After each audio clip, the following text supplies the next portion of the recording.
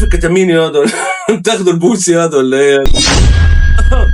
يا سلطان، يا لهوي على الكلام الكتير يا رب. يا سلطان خطيبتي زعلانه قوي مني عشان ما رحتش عزا عمها، وانا مفيش حد اتصل بيا عازمني وقال لي تعالى، وبتقول لي انت المفروض تروح تعمل الواجب من غير ما حد يقول لك. قلت لها مفيش حد عزمني.